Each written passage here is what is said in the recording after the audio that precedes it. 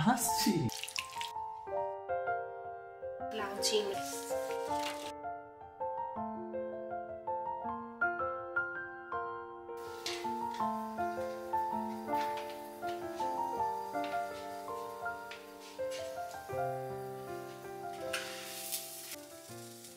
হ্যাঁ, রবিবারের সকালটা আমাদের এইভাবেই শুরু হলো। গতকাল যে সোশ্যাল ওয়ার্কে গেছিলাম সেখানে এক্সট্রা দুটো স্যান্ডউইচ ওদের অনেক বেশি ছিল তাই দিয়ে দিয়েছিল। তো সেটাই সৌম্য রেডি করে আনছে। আর আমি ফ্রেশ হয়ে এসে আবার বিছানায় বসে পড়েছি। একবার সৌম্য এসে কফি দিয়ে গেছে, আবার আসবে ব্রেকফাস্ট দিতে। হ্যাঁ, মাঝে মাঝে এরকম রিল্যাক্স ফ্যাসিলিটি পেতে বেশ মজাই লাগে।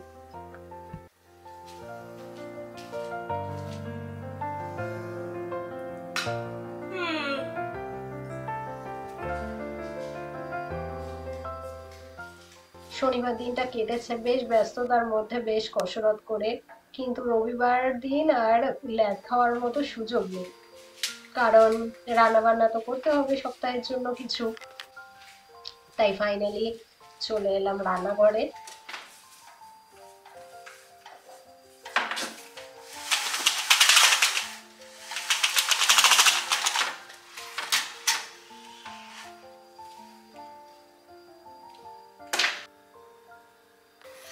হ্যালো বন্ধুরা, গুড মর্নিং। কেমন আছো তোমরা সবাই? আশা করি তোমরা সবাই খুব ভালো আছো, আমরাও ভালো আছি। আজকে সানডে মর্নিংটা লেজিভাবেই শুরু করলাম। এখন দেখলেই 10টা 17 বাজে। এখন মানে ফুল ফ্লেজেড শুরু করলাম। উঠে পড়েছি 8টা নাগাদ, তারপরে কফি খেয়েছি, ব্রেকফাস্ট করেছি, বিছানায় বসে বসেই সব কাজ সেরে ফেলেছি। হ্যাঁ, বাথরুমে গিয়ে মাঝে ফ্রেশ হয়ে এসেছি। তারপরে এবার রান্নাঘরে এলাম। অনেক কিছু সবজি কেনা আছে, সেগুলো রান্না করে রাখবো বলে। আজকে সবকিছু রান্না করে রাখতেই হবে।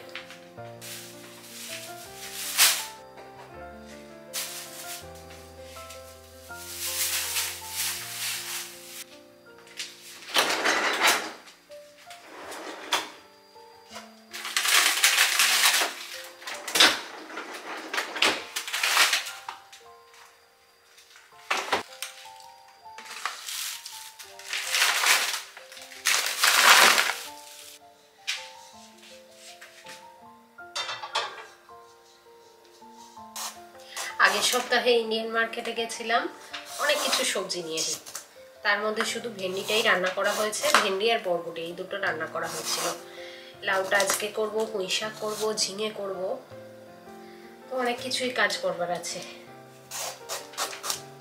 পুঁই শাকের চচ্চড়ি করবো ইচ্ছা আছে, সেই জন্য লাউটা আগে চাপিয়ে দিচ্ছি। পুঁই শাক চচ্চড়ি করতে তো অনেক কিছু সবজি কাটতে হবে, সেই জন্য লাউটা আগে হয়ে যাবে, তারপরে পুঁই শাকগুলো সব যা যা কিছু সবজি পুঁই শাক সব কাটাকুটির আছে করে রাখবো, ততক্ষণে লাউ ঘন্টটা হয়ে যাবে।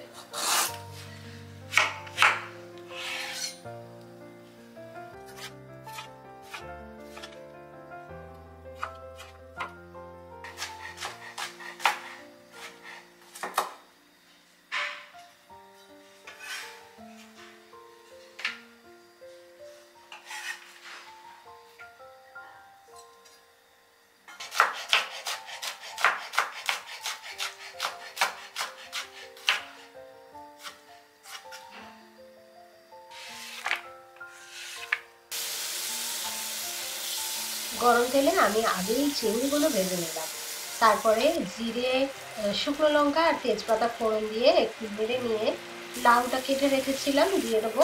নুন দিয়ে একটু ভালো করে সিদ্ধ হতে দেবো। ভালো করে বেশ সিদ্ধ হয়ে গেলে, ধরো 80% মতো সিদ্ধ হয়ে গেলে তারপরে আবার চিংড়ি মাছগুলো দিয়ে দেবো। তাহলে ভালো করে বেশ মিশে যাবে সবকিছু একসঙ্গে, আর ফ্লেভারটাও ভালো আসবে। ওদিকে ওটা হতে হতে আমি বাকি সব সবজিগুলো কাটছি পুঁই শাকের চচ্চড়ি করতে বলে। ঝিঙে বেগুন কেটে রেখেছি, আর কাটতে হবে কুমড়ো আর আলুটা। পেঁয়াজও কেটে রাখবো। সব শেষে কাটবো পুঁই শাকটা, কারণ পুঁই শাকটা সব শেষেই দেবো। আচ্ছা, তোমরা তো বললে না আমার ফলের হোম ডেকোর তোমাদের কেমন লাগলো। যাই হোক, আমি এখন যাচ্ছি ঘরে সৌমকে একটু জ্বালাবো। একটু দুধ চা করতে হবে, কর। হ্যাঁ, 11টা বাজে, করতে করতে 11:30 বাজবে।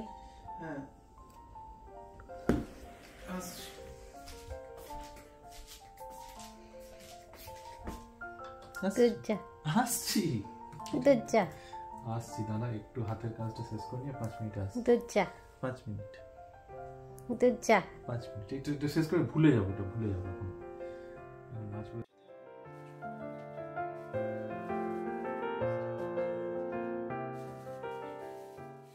সবজিগুলো কাটতে কাটতে লাউ চিংড়িটা তো হয়েই গেছে।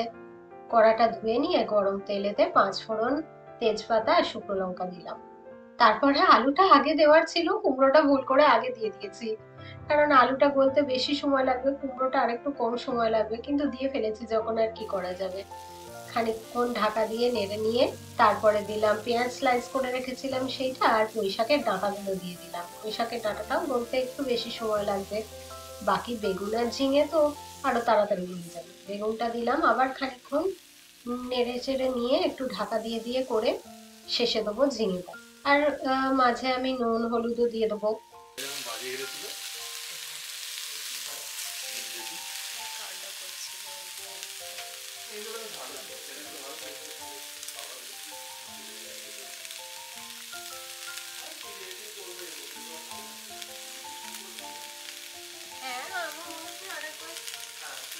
দিয়ে যেতে হবে, কারণ এসে তো একেবারেই বৃষ্টি শুরু হয়ে যাবে।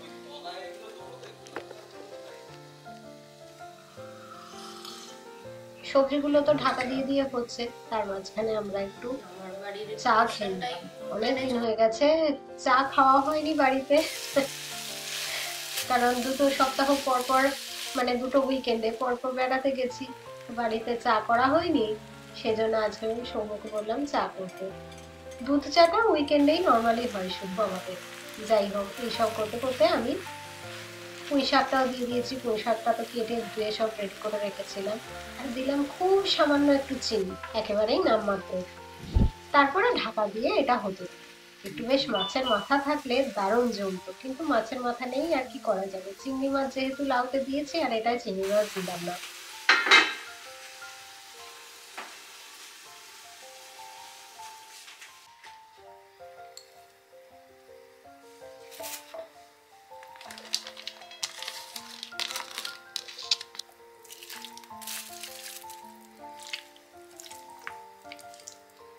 মাংসের ছাঁট পিস আসছে কয়েকটা, সেইগুলো আজকে করে ফেলবো, সেইটারই প্রিপারেশন করছি আপাতত।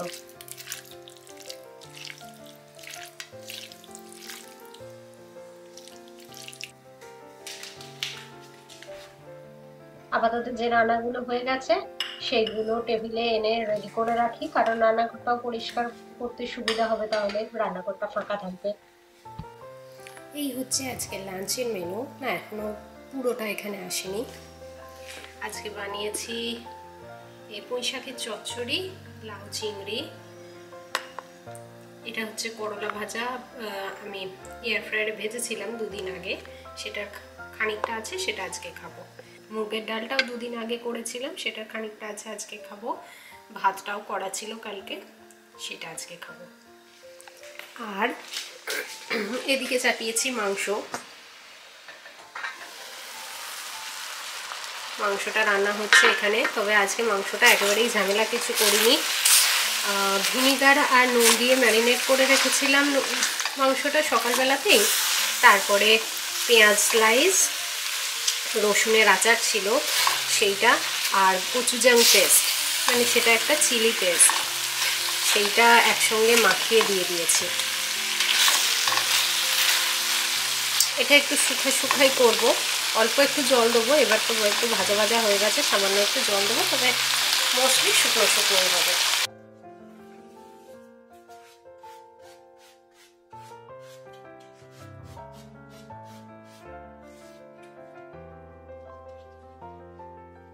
মাংস রান্না হচ্ছে আর আমি এদিকে ঝাড় দিতে শুরু করলাম। মাংসটা শুকা করব বলে একদম কম আঁচেতে করছি, একটু বেশিক্ষণ সময় লাগবে, তো ঘর ঝাড় দেওয়াটা আগে করে ফেলি, একটা বিশাল কাজ মিটে যাবে।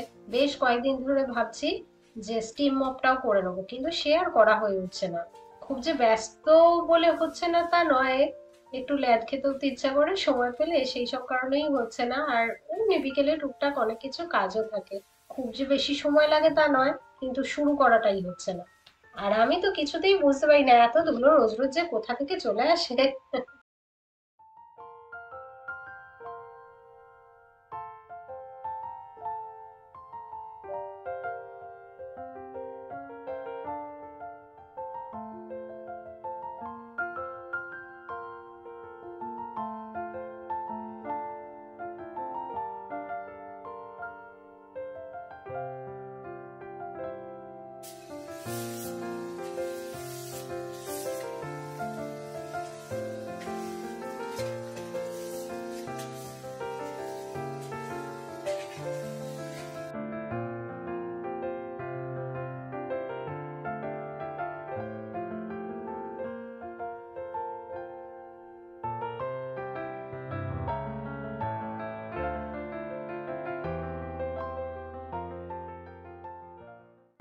যাক চলো, মাংসটা প্রায় হয়েই এসেছে, একটু জলটা শুকিয়ে গেলেই আমি নামিয়ে নিচ্ছি।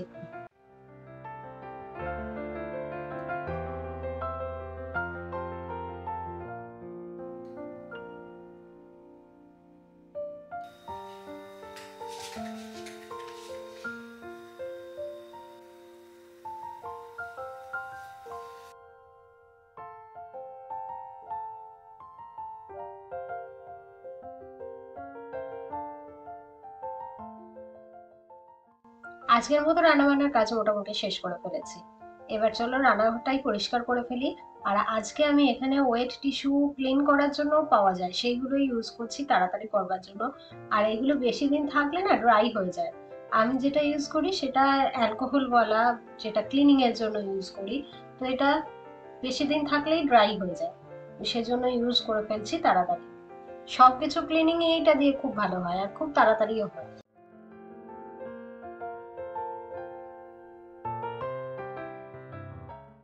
সবকিছু ক্লিন করে রাখাটাও একটা থেরাপি কিন্তু। সবকিছু ক্লিন থাকলে যখন নোংরাটা পরিষ্কার হয়ে যায় তখন বেশ মনটা ভালো লাগে। কেন বলছি যে ক্লিনিং থেরাপিউটিক? কারণ আমরা যেখানে থাকি তার আশপাশের এনভায়রনমেন্টটা যদি ক্লিন থাকে, সেটা মাইন্ডসেট বা বিহেভিয়ারে অনেক এফেক্ট করে কিন্তু। অনেক ইনফ্লুয়েন্স করে আমাদের আহ, রোজের বিহেভিয়ার বা সব সময়ের বিহেভিয়ার বা সব সময়ের মাইন্ডসেট। সবকিছু ক্লিন থাকলে মুড বুস্ট হয়। আর তোমার মনে হবে যে হ্যাঁ, সবকিছু আমার কন্ট্রোলে আছে, সবকিছু পরিষ্কার আছে, মানে সবকিছু আমি কন্ট্রোল করে রাখতে পেরেছি। আবার এটা একটা এক্সারসাইজেরও কাজ করে তো অবশ্যই। আর ক্লিন থাকা যে হেলদি, সে তো আমরা সবাই জানি।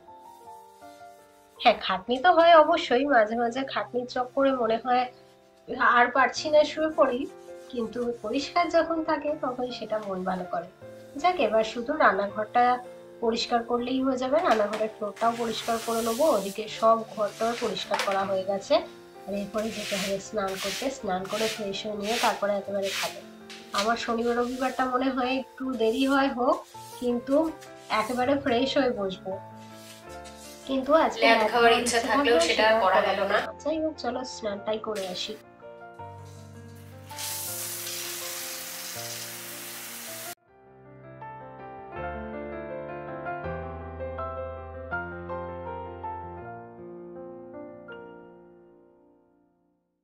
এবার বেশ ফ্রেশ লাগছে, শান্তি লাগছে, যদিও চুলটা আমি পুরো ভেজাইনি আজকে, একটু হালকা হালকা ভিজিয়েছি।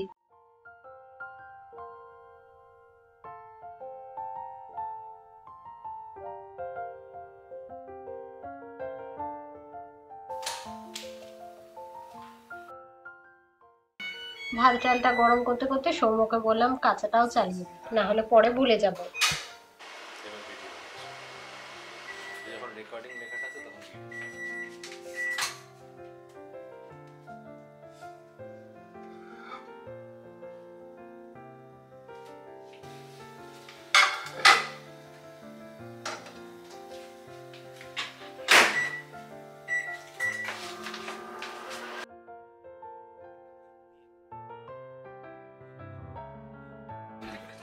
অনেক কিছু নিয়ে খেতে বসতে বেশ ভালোই লাগে, বাড়ির মতো ফিলিং আসে আজকে।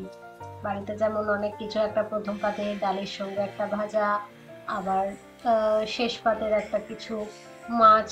মাছটাই বেশি থাকতো বাড়িতে, এখানে আমরা চিকেনটাই বেশি খাই। তারপরে দুজনে বসলাম আমরা টিভি দেখতে, নিজেদের কাজ করতে করতে। আমি ভিডিও এডিট করছি, সৌম্য অফিসেরও কি সব নিজের কাজ করছে। বিকেল হওয়ার সাথে সাথে একটু কফি নিয়ে বসলাম, আর টিভি দেখাও চলছে আমাদের।